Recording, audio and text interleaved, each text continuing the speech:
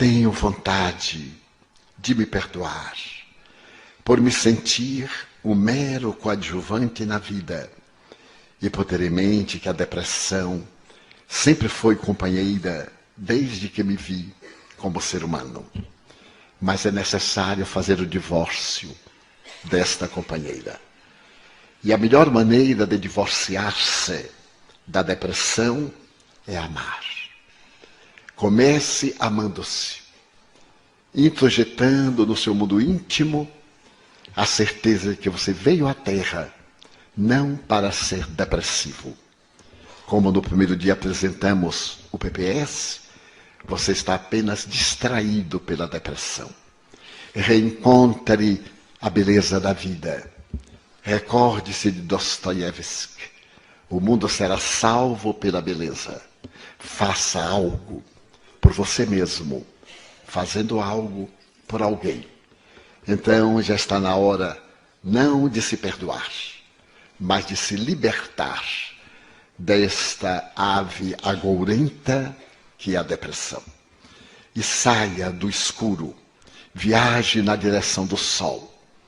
Não faltam crianças drogadas para você levar um pouco de acolhimento. Não faltam idosos necessitados de uma palavra de carinho nas ruas do mundo ou nos depósitos onde se colocam os macróbios. Não é uma questão de auto-perdão. Você necessita somente de coragem para, quando sair daqui, dizer: quando eu era depressivo. Porque a depressão tem muito a ver com o histórico da nossa existência passada. E esta é a existência da libertação para o futuro. Levante-se, pois, sorria e leve com você a certeza de que Deus nos deseja para a plenitude.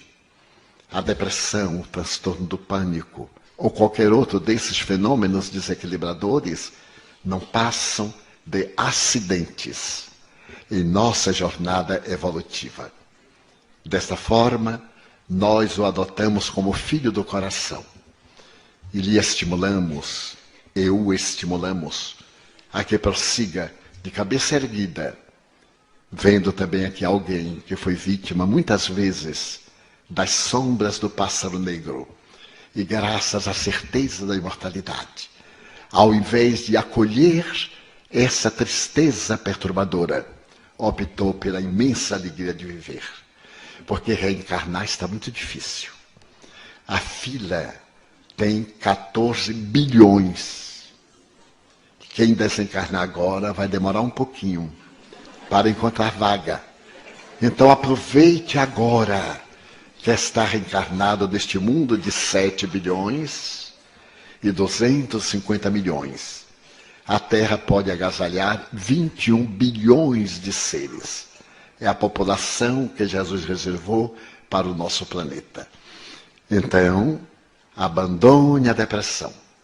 E não pense que quando desencarnar, pense que agora, enquanto reencarnado, tem o direito de amar, de ser amado, de sorrir, de cometer todas as bobagens do mundo. Elas também fazem parte da nossa vida. Não pode haver nada melhor do que uma queda dos outros. Pode ser a queda mais trágica, a gente acha graça. E quando é a nossa queda, nós temos dois comportamentos. Se alguém estiver olhando, a gente cai e ri. Mas se não tiver, fala assim: que desgraça. Então, saia da queda sorrindo, triunfante. Seja um vencedor e não um vencido. Como o Espiritismo vê e explica o autismo e como podemos ajudar os autistas?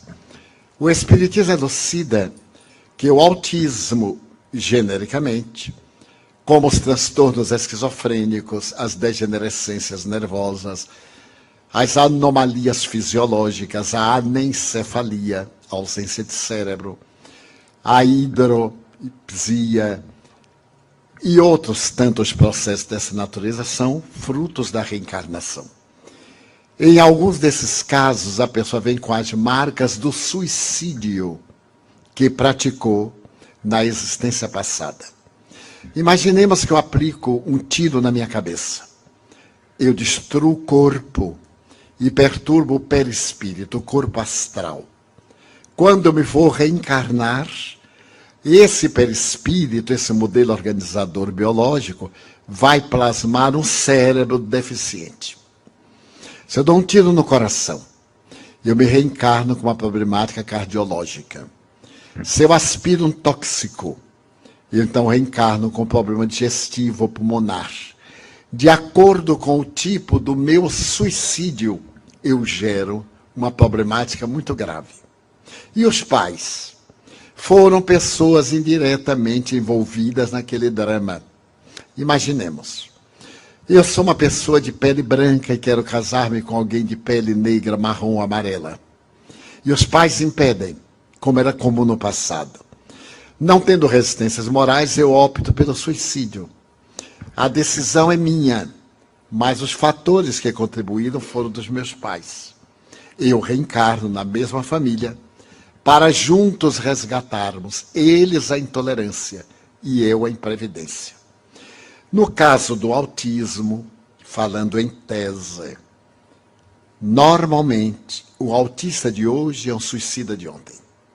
Ele reencarna com limitações. Que fazer? Amar. Porque ele tem limite, mas ele tem um cérebro perfeito e tem um tipo de raciocínio lógico. A cinematografia internacional tem apresentado películas de grandes autistas que são verdadeiros gênios.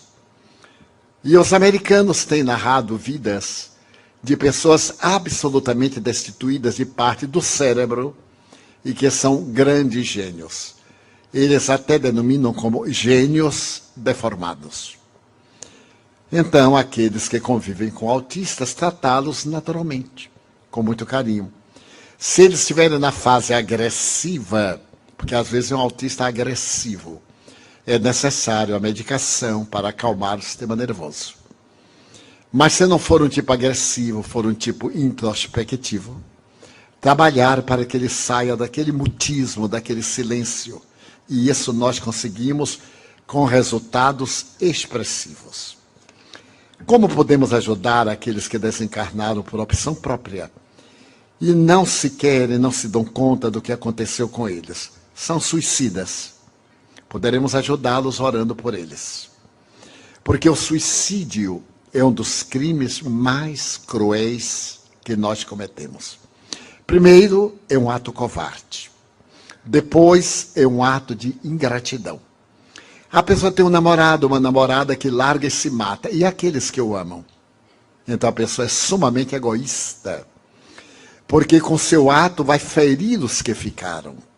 É um ato de terrível rebeldia e de ingratidão. Então, se eu tenho uma decepção, eu tenho que lutar para vencer a decepção. E não destruir o corpo, porque a decepção continua. E eu vou magoar todos aqueles que me amam, que confiam em mim. Então, o suicida sofre muito.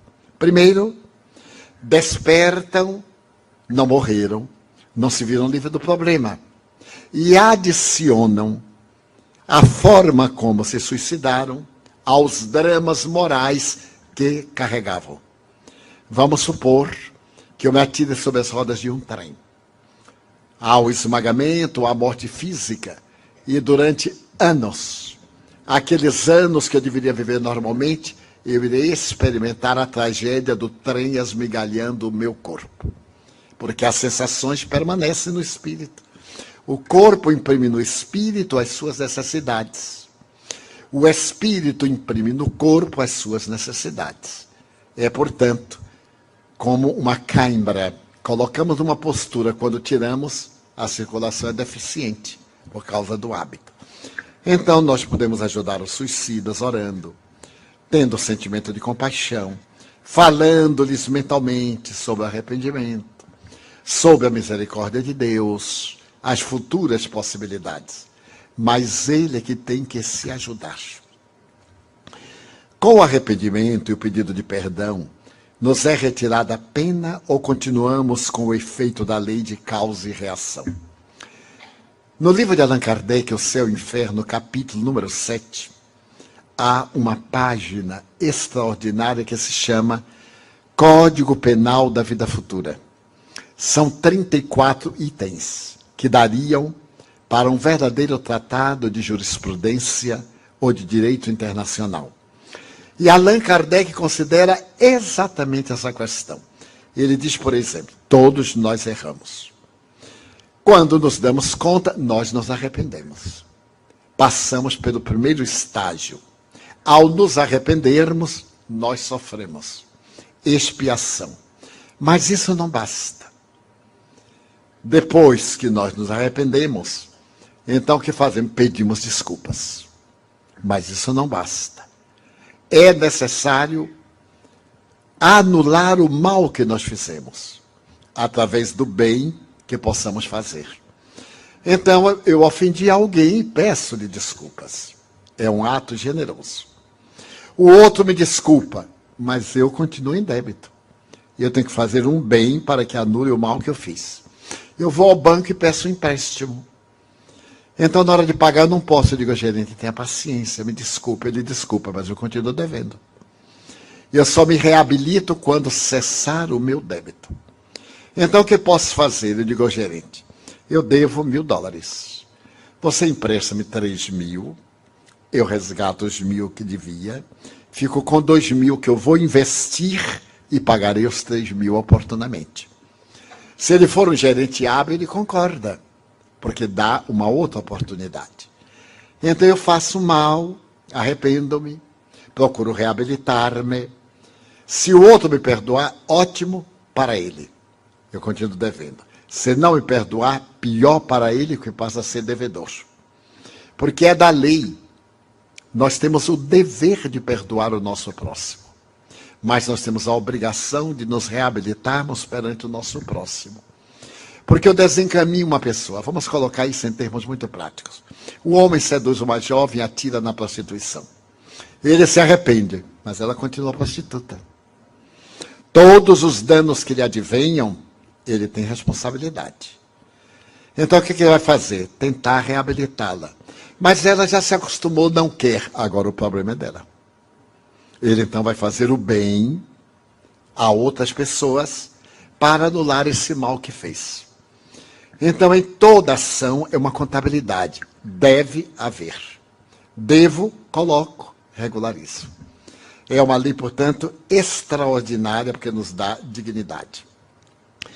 O inconsciente coletivo tem responsabilidade nas tragédias planetárias de maneira nenhuma. As tragédias planetárias fazem parte do processo da evolução.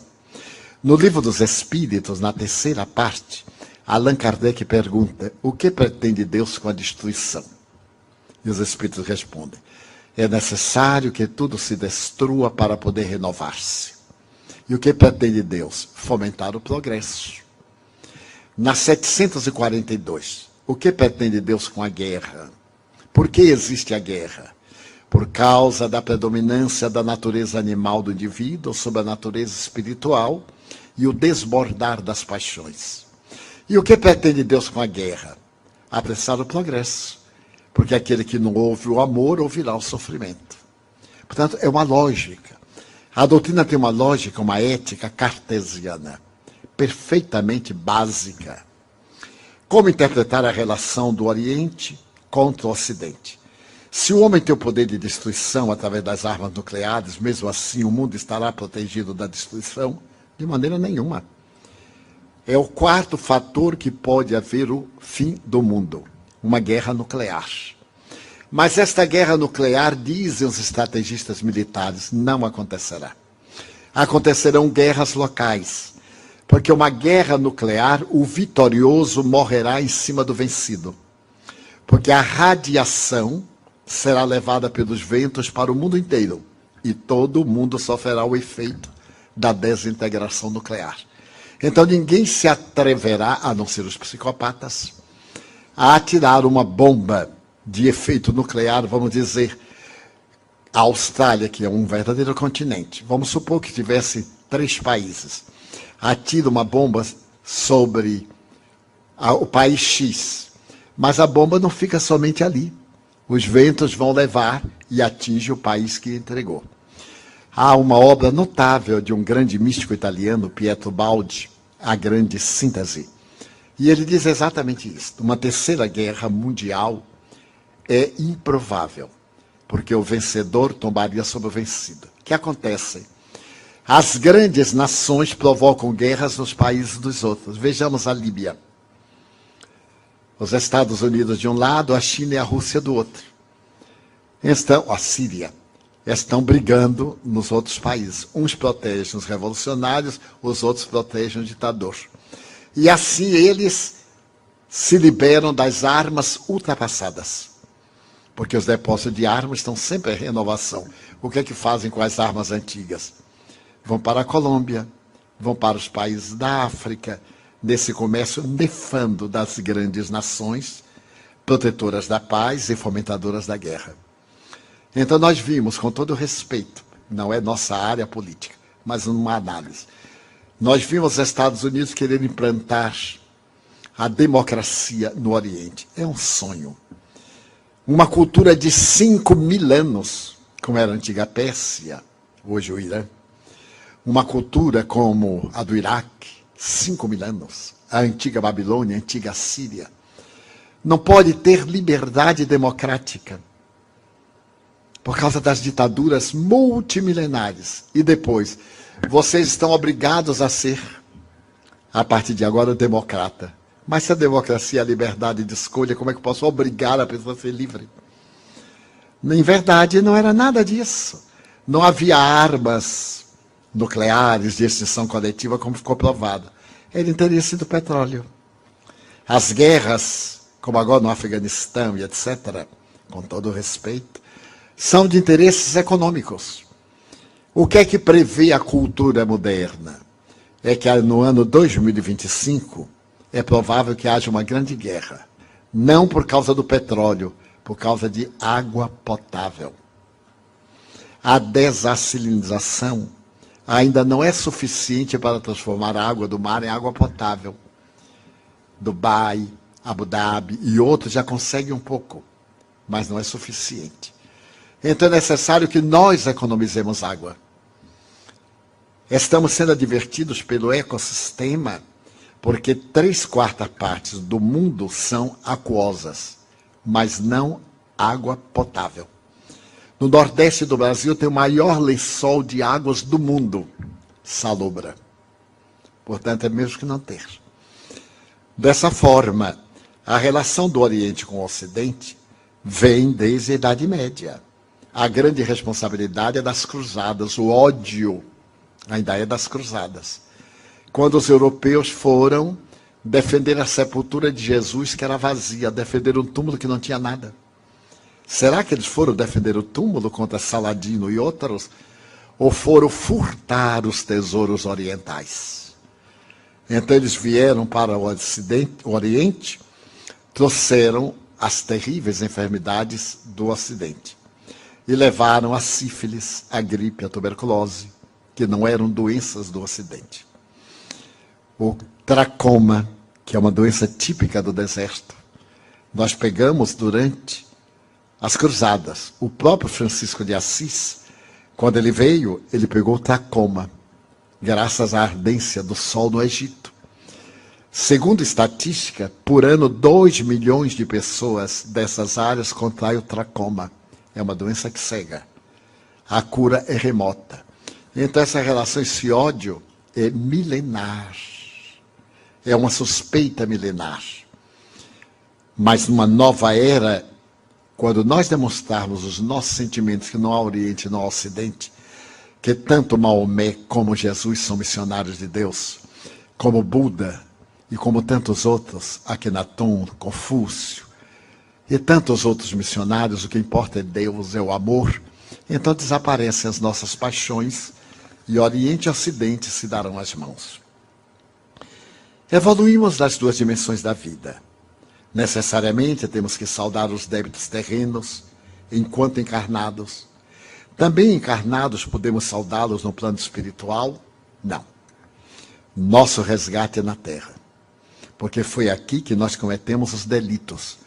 No mundo espiritual, nós formulamos planos, adquirimos recursos, mas temos que reencarnar para passar pela experiência de laboratório, porque senão ficaria muito cômodo. Nós cometemos o crime aqui, desencarnamos e fora da matéria, em outras condições, nos liberávamos. Daí, aquilo que nós praticamos no corpo físico nós resgatamos.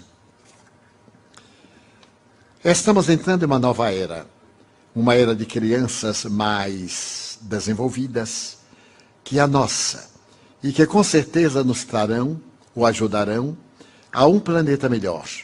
Por isso muitas crianças estão vindo. O que acontece então com as crianças que vêm, mas não chegam a nascer? Desencarnam. Não acontece nada. Vão e voltam.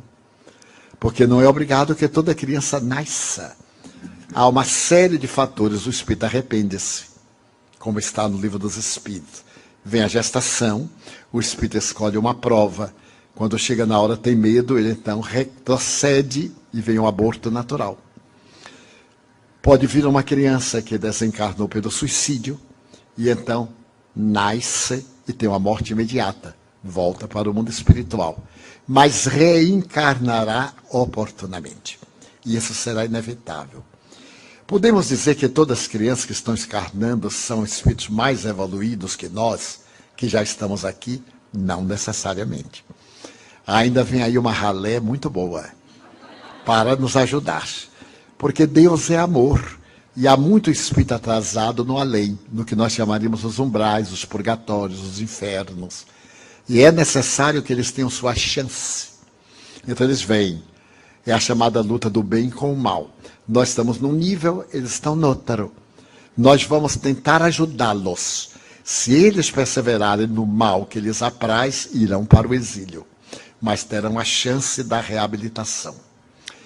Os drogados que não são maus, mas estão viciados, depois de sua desencarnação, poderão voltar a este planeta? Poderão não, vão voltar.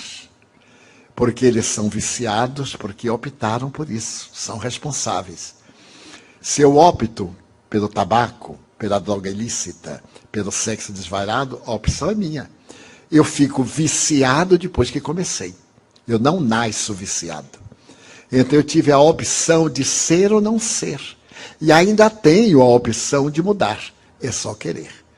Mas como me é muito mais cômodo viver no transe, na alucinação, no êxtase, então eu opto. Eu reencarno na próxima, com graves distúrbios do sistema nervoso central, com graves conflitos da personalidade, com vazio existencial, com dramas de consciência, porque eu usei mal a minha inteligência. A inteligência é para usar para o bem, não para o prazer exclusivamente. Porque o prazer é sensorial. O bem é emocional. Então eu ouço uma boa música, eu me deleito. Mas eu quero ter o prazer do orgasmo. Eu tenho que ter a coabitação. Posso e devo ter. Mas a forma que eu usar a outra pessoa, eu gero karma. Se eu uso a pessoa com meu egoísmo e abandono, o que lhe acontecer a partir de agora, eu sou o responsável. Não é apenas usar e dar uma de que não tem nenhuma responsabilidade. Nós somos responsáveis pelos atos, dos efeitos que produzem. Então, antes de agir, pensar, para evitar comprometimentos. Hoje recebi um e-mail bem interessante, cuja mensagem diz: dos pensamentos surgem as palavras, das palavras a ação, da ação o hábito, do hábito o caráter, do caráter o destino. O que viria após o destino, ou como isso poderia ser explicado? Muito fácil. Ninguém age sem pensar. Somente as pessoas inconsequentes é que agem por impulso. Toda vez que eu tenho algo, eu penso. Primeiro é o campo mental. Quando eu penso, eu elaboro. Quando eu elaboro e repito, eu crio um hábito. Esse hábito fará o meu bom ou o meu mau destino. Que eu serei feliz ou serei desventurado. Vamos dizer que eu tenho o hábito de palavras chulas, palavras vulgares. Eu digo por hábito expressões. Há pessoas que não fazem uma frase sem dizer um palavrão. Por quê? Viciado, mal educado. E há outras que fazem imensos discursos e não dizem uma palavra vulgar, o hábito. Então nós temos bons e maus hábitos. Quem não tem bons, tem maus hábitos. A isso chamamos educação. Criar hábitos saudáveis. Então é uma pessoa educada. Quem tem hábitos doentios é uma pessoa deseducada. Então qual é o destino? Se a pessoa é educada, é uma pessoa pacífica, harmônica. Se não é, é uma pessoa desequilibrada. O que é que vem depois? O sofrimento. Então é necessário que nós geremos atos defluentes de palavras. Pense no bem e o bem acontecerá. Evite o pessimismo e não entrará em depressão. Ah, mas eu não consigo. Eu não quero. Toda vez que nós dizemos eu não consigo, estamos dizendo eu não quero. Porque sempre quando nós queremos, nós conseguimos. É uma questão de hábito. Como nós não podemos ficar sem pensar, toda vez que vier um pensamento ruim, substitua por um pensamento bom. Então estamos aqui. E eu digo assim, aquele cara está me olhando ali, ele está pensando mal de mim. Eu raciocino, mas por que ele está pensando mal de mim? Eu não estou pintado, eu não estou nu. Sou uma pessoa normal, não tenho 4 patas. Então não vejo por que isso. Não, ele está me olhando porque ele está tentando me reconhecer. Aí eu vou rir para ele. Aí eu olho. Acabou-se o problema. Então, toda vez que vier um pensamento ruim, põe um pensamento bom. Os psicólogos dizem que durante o dia nós temos 95 mil pensamentos. Eu não sei como é que eles contaram. 95 mil. 90 mil repetitivos, depressivos, pensamentos viciosos, negativos. E isso nas pessoas normais. Nos anormais, 95 mil pessimistas. Temos aí uns 3 mil pensamentos mais ou menos. E alguns pensamentos bons. Vamos reverter a ordem. Vamos cultivar os pensamentos bons o máximo de tempo. Não é ser santo, não. É pensar coisa boa. Porque é o prazer de pensar coisas negativas. É um prazer mórbido. É um costume. É o hábito de querer ser infeliz. Eu encontro pessoas que têm tudo para fruir de uma vida agradável. E que fazem tudo para ser antipáticos. Até nós no Brasil temos esse ditado. Se a gente pode complicar, para que facilitar? E aí vive complicando a vida. Eu, por hábito, não reajo. Por hábito. Algumas vezes eu escorrego. Mas, por hábito, não reajo. E certo dia eu ia caminhando e veio uma pessoa, deu uma trombada em mim e me derrubou. E ainda me olhou com raiva. Eu digo assim, desculpe estar na sua frente. Eu não previ que via um trator sem freio. A pessoa desarmou, né? Porque me derruba e ainda tem razão. Desculpe eu estar na sua frente. Se eu tivesse previsto, eu deixava o trator passar. E como eu disse em palestra anterior, quando me pisaram no pé aquela montanha, eu digo, não está sentindo uma coisinha fofa embaixo do seu pé? Ah, estou. É meu pé. Tire a sua pata de elefante. Aí eu dei uma patadinha. Tire a sua pata de elefante de cima do meu pé. Então, é sempre bom cultivarmos pensamentos bons. Ah, mas eu não tenho jeito. Leia. Tem ali o livro Vida Feliz. Não é propaganda, não. É anúncio. Como eu tenho um amigo que trabalha com imobiliária, né? Então eu já peguei o hábito de vender. Leia uma frase. E durante o dia pense nessa frase. Abra o Evangelho segundo o Espiritismo. Se não é espírita, abra o Imitação de Cristo. Que é uma obra da Idade Média, uma obra notável, de Tomás de Kempis. Leia uma frase e durante o dia pense naquela frase. Eu diariamente leio uma questão do Livro dos Espíritos de Allan Kardec. Há 58 anos que eu leio todo dia. Hoje, com o iPad, eu acho chiquérrimo, né? Então é só... Aí eu olho. E durante o dia eu fico pensando. Vem uma coisa, vem outra, eu volto. Então não há tempo para me aborrecer. Se a coisa me aborrece, eu digo, estou perdendo o meu tempo. Aí eu volto ao pensamento. Porque o fato de ficar aborrecido não resolve o problema, piora. Então aconteceu o problema, eu digo, deixa para lá, vai resolver. E daí a pouco ele se resolve. Então é muito fácil encontrar a nossa plenitude. É somente buscar. É possível passar uma encarnação com obsessão sem saber e saber somente quando passamos para o outro lado? É sim. Há muito mais gente obsidiada do que pensa. Porque nós vivemos num mundo de vibrações. Os semelhantes se atraem, os contrários se afastam. É uma lei da física. Todo semelhante se atrai. Vivemos em sintonia. Se eu tenho uma vida depravada, eu vivo cercado de espíritos vulgares, então eu sou um obsidiado. Se eu tenho uma vida saudável, eu sou inspirado por espíritos bons, então eu sou um inspirado. Estamos sempre assessorados pelos espíritos. Mas não é tese do espiritismo, não. É o apóstolo Paulo que diz: há uma nuvem de testemunhas. Essa nuvem é de desencarnados. Muitas vezes a pessoa é vítima de temperamento hostil, temperamento rebelde, reações contínuas, ressentimentos, ciúmes desordenados, paixões, e são influenciadas por espíritos maus que se comprazem na prática do mal. O que fazer? Ore mais. Medite um pouco. O dia tem 24 horas. 10 minutos para você. O você interno, 10 minutos. Ah, eu não tenho tempo durante o banho. Já que está ali tomando banho mesmo, fico pensando na coisa boa. Durante a hora que faz a barba, ou que cultiva a barba, que penteia o cabelo, ou que não penteia o cabelo. Sissi, a imperatriz da Áustria, que é tão bela, demorava 3 horas sendo penteada. As amas penteavam-na para botar joias 3 horas. E ela era uma jovem tão inteligente, era a imperatriz da Áustria, aproveitava essas 3 horas do penteado para aprender francês. Então a mestra de francesia ficava dialogando com ela enquanto as amas penteavam-na. Então ela fazia 2 coisas de uma mesma forma. Nós poderemos ganhar o tempo. Enquanto fazemos a barba, pensamos numa coisa boa. Planejamos o nosso dia. Enquanto penteamos, é mais no tempo que a mulher perde ou ganha despenteando o cabelo. Eu tenho um caso muito interessante. Aconteceu em Hollywood. A moça ia ter um casamento e deixou para pentear o cabelo no sábado pela manhã, porque o casamento era tarde.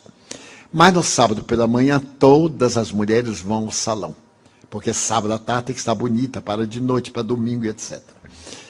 E então ela vai a um salão, não encontra vaga, vai a outro, não encontra vaga, e chegou em casa descabelada. O marido disse: nossa, ficou bonita, quem foi que penteou?